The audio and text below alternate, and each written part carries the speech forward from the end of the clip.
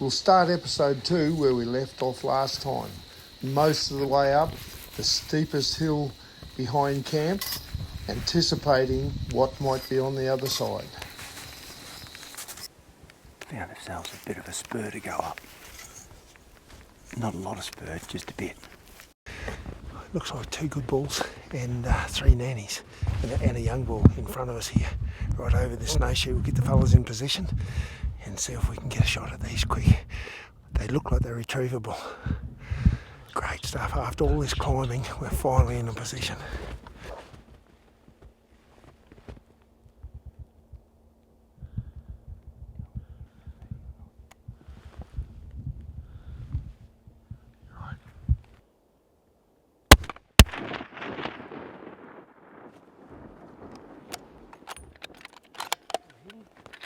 No. Take your time. 227, Justin.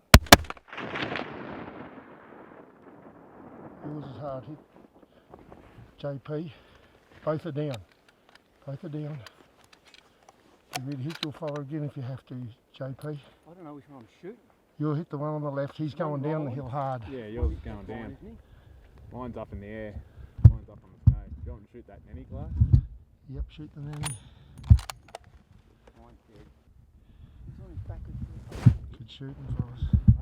He's down, is he? Oh, that peeled him. Yeah, that peeled. Stay, you can't stay. Yes.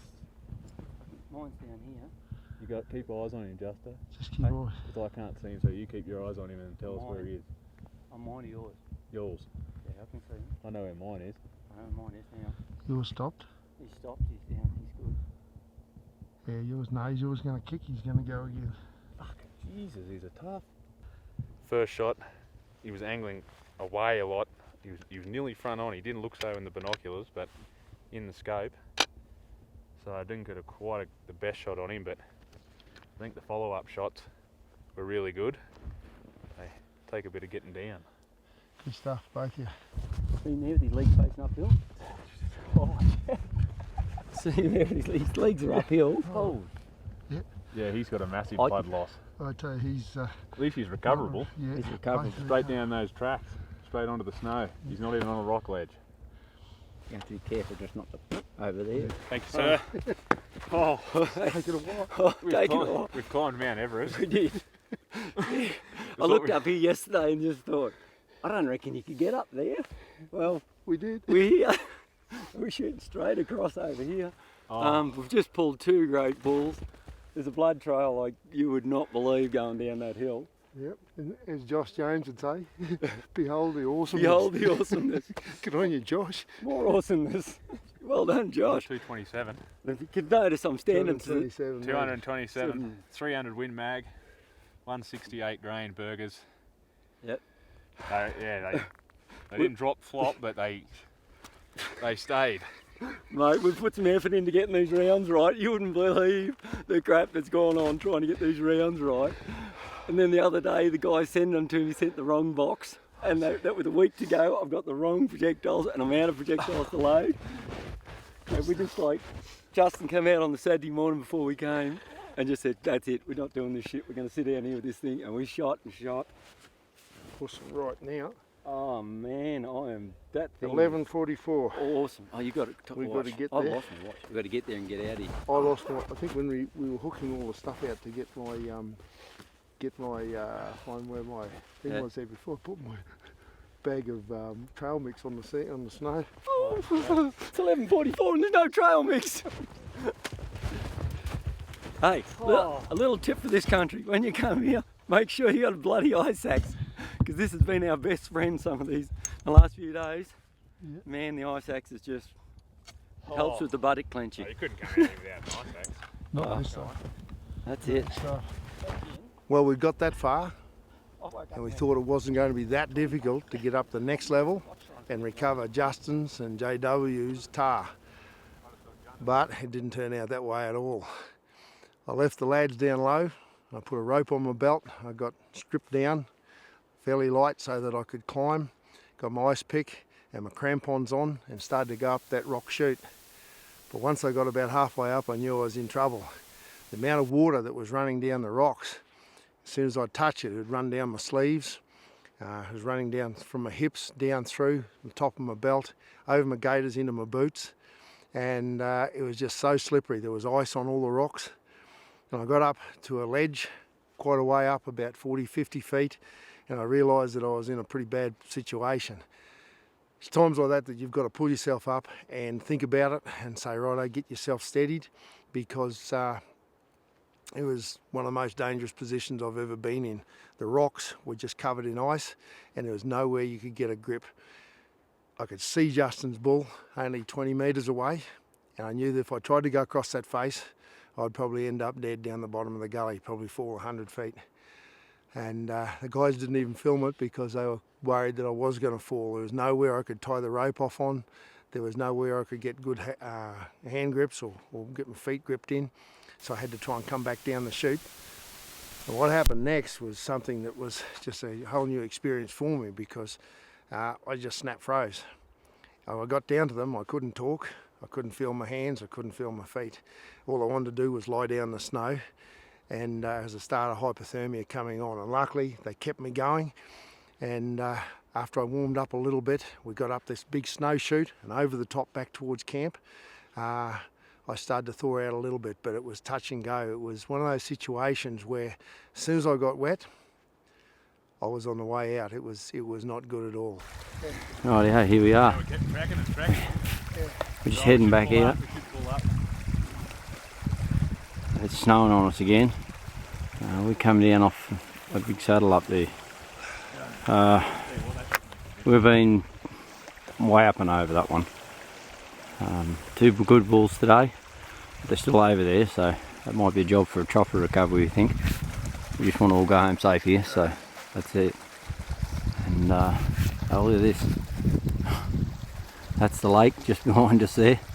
You see on some of the other videos, you'd see that it's not frozen. Yeah, it's just snowing unreal now. We'll stop for a break and go again. How's it going, Dale? We've got dinner on the go. I'm not cold, are you cold? No. Get out of me and all my top off. That wind stuff.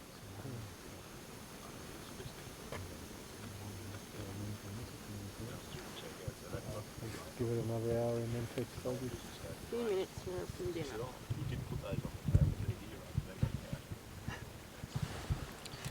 Yes, it's cold over here.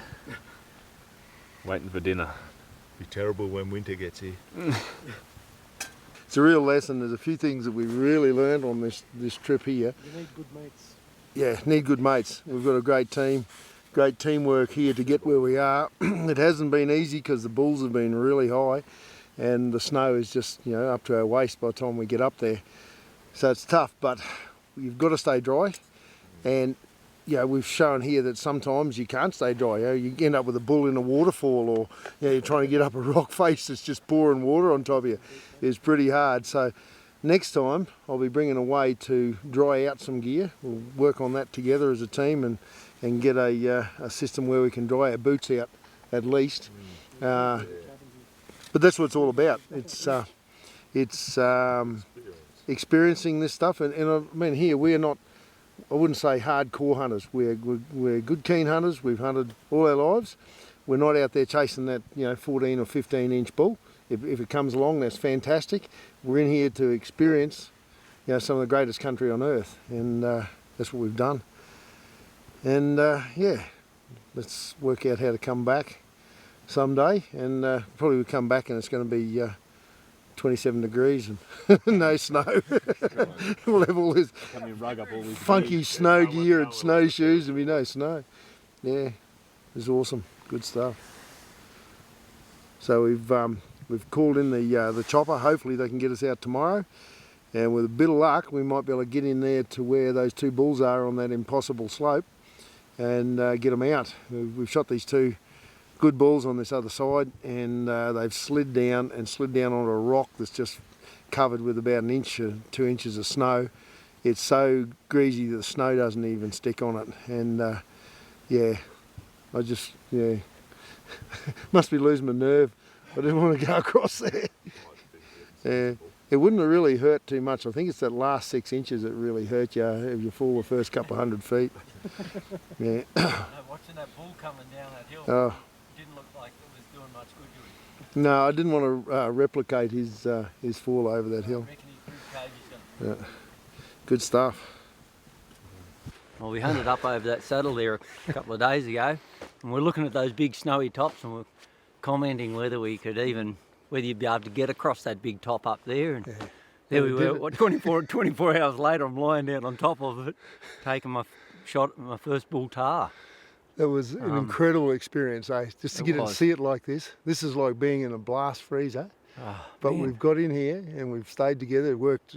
As good a team, teamwork. good teamwork Great this team. trip. And that's what it's we've about. had some few dangerous moments, so it has been. Even the guys in the waterfall looking at because they got so easy to get hypothermic. Yeah. But with your incident, it was good to get back and have that day off yesterday, and we need it. And it's been hard with this trip because the bulls are so high. Those big bulls are right up on the very tops, and we get up there and we're up to our waist in snow. It's how they survive in this country is truly incredible. They just laugh at us. They're truly incredible. We got to that peak and there's a metre of snow. The peak of snow in the chute came up like an absolute point, and there's a set of Tahr tracks where he just walked across the point. Top. And here we are, we're up to our weight. We had to cut a hole with an ice axe to get through it. We couldn't even step over the damn thing. Yeah. You look up there, man. This is the thing, you see people that are born in this country. They're born here, they live in the snow all their life, and they see this as second, it's just like second nature. It's not hard to them. It's not physically challenging.